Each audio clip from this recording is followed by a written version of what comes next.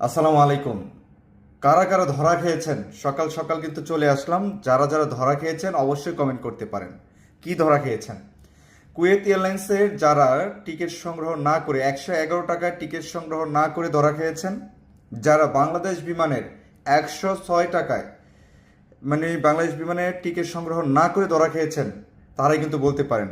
কালকে রাত 12টা পর্যন্ত, নভেম্বরের 30 তারিখ পর্যন্ত রাত 12টা পর্যন্ত কিন্তু 106 টাকায় বাংলাদেশ বিমানের টিকিট পাওয়া গিয়েছে।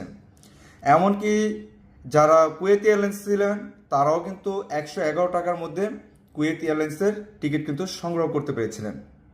কিন্তু আজকে কিন্তু তারা কিন্তু করতে পারেনি।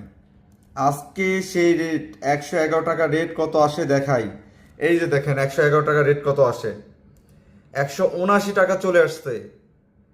যারা 100 টাকার রেট আপনার তো 179 টাকায় চলে আসছে। কারা কারা ধরাটা খাইছেন?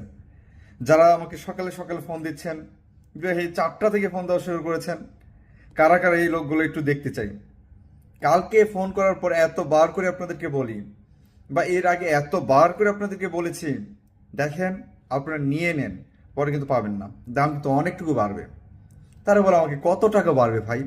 10 টাকা বাড়বে, 20 টাকা বাড়বে। সেই জায়গাতে দেখেন আজকে 60 টাকা 70 টাকা বেড়ে গেছে আপনার।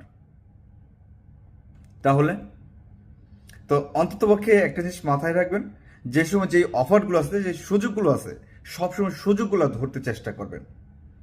সেটা ছোট হোক কিংবা বড় হোক, শুধু টিকিটের ক্ষেত্রেই না, যে কোনো সুযোগ। একটা জিনিস মেসেজ নিতে হবে এখান থেকে, সুযোগকে কখনো হাতছাড়া করা যাবে না।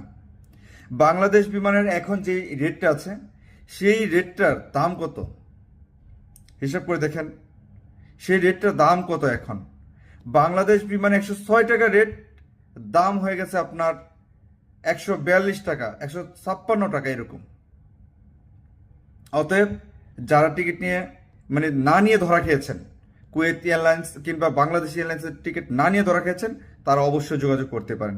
একটু দেখি তাদের চেহারাটা কেমন, বা কেমন যা কারা কারা ধরা খেয়েছেন এখন মনে হচ্ছে, বা সামনে সুযোগ আসলে তারা কি করবেন, আবার কি ধরা খাবেন কিনা, না লুপে নেবেন তারা, সেই জিনিসগুলো একটু অন্তত পক্ষে জানতে চাই।